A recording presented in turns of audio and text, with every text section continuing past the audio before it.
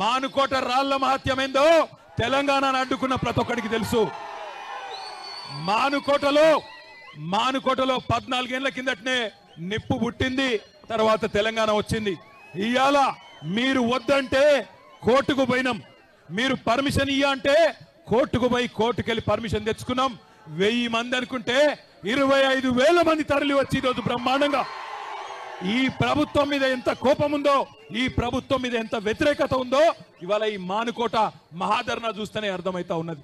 నేను మీ అందరితో ప్రార్థించేది ఒకటే, తప్పు జరిగింది, మోసపోయినాం, పర్వాలేదు, ఏమి ఇబ్బంది లేదు, 4 ఏళ్ళు గట్టిగా కొట్లాడదాం.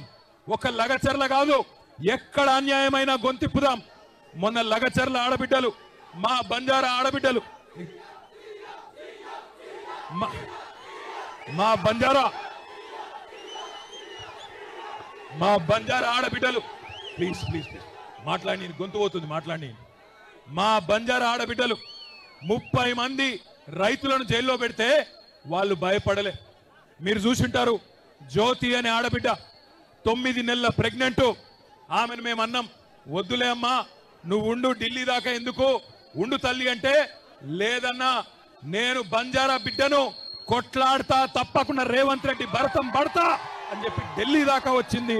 ఢిల్లీకి వచ్చి ఆ జ్యోతి అక్కడ ఉన్న మానవ హక్కుల కమిషన్ను, అక్కడ ఉన్న ఎస్సీ ఎస్టీ కమిషన్ను, అక్కడ ఉన్న మహిళా కమిషన్ను కలిసి ఆమె బాధ చెప్తుంటే, ఒక జ్యోతి, ఒక దేవి, ఒక సోనీబాయ్, ఒక కిష్టీబాయ్, అదే విధంగా మిగతా ఆడబిడ్డలు వాళ్ళ బాధ చెప్తుంటే ఆ కమిషన్ సభ్యుల కళ్ళల్లో కూడా కన్నీళ్లు తిరిగినాయి. వాళ్లకు కన్నీళ్లు వస్తున్నాయి, కానీ ఇక్కడ ఉన్న రేవంత్ రెడ్డికి కానీ, ఇక్కడ ఉన్న కాంగ్రెస్ ఎమ్మెల్యేలకు కానీ గిరిజన బిడ్డల కష్టాలు కనబడతలేవు. అందుకే నేను అనేది, లగచర్లలో జరిగింది ఇవాళ రేపు మనకు కూడా జరగచ్చు, రేపు మానుకోటలో కూడా జరగచ్చు, రేపు మిర్యాలగూడలో జరగచ్చు, సాగర్లో జరగచ్చు, రాష్ట్రంలో ఎక్కడైనా జరగచ్చు.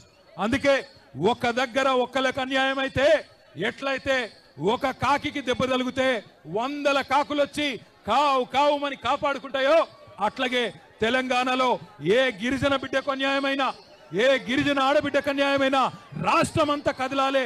మా గిరిజన అన్నదమ్ములు కదం దొక్కాలని విజ్ఞప్తి చేస్తా ఉన్నా. మీరే కదా ఆనాడు కేసీఆర్ ను డిమాండ్ చేస్తే మీకోసమే కదా 6% రిజర్వేషన్ 10% చేసింది. 6% రిజర్వేషన్ చేసింది, 10% కేసీఆర్ గారు చేసిన మాట వాస్తవమేనా? కేసీఆర్ గారు 6% రిజర్వేషన్ 10% చేసిన మాట వాస్తవమేనా కాదా? పోడు భూముల పట్టాలు ఇచ్చింది వాస్తవమేనా? తాండాలు పంచాయతీలు చేసింది వాస్తవమేనా? మరి ఇన్ని చేసిన కేసీఆర్ గారు సరే కొన్ని మాయ మాటలు నమ్మి మోసపోయినాం, ఇబ్బంది లేదు. కానీ రేపటి రోజున ఈ రేవంత్ రెడ్డిని, కాంగ్రెస్ ప్రభుత్వాన్ని మానుకోటలోనే కాదు, ఊరూరా ఉరికిచ్చి కొట్టే బాధ్యత కూడా, ఉరికిచ్చి ఓట్లతో తరిమే బాధ్యత కూడా మీరే తీసుకోవాలా. మానుకోట ఇది మొదటి అడుగు మాత్రమే. రాష్ట్ర వ్యాప్తంగా మా కొడంగల్ ఆడబిడ్డల కోసం మద్దతు కూడగడతాం.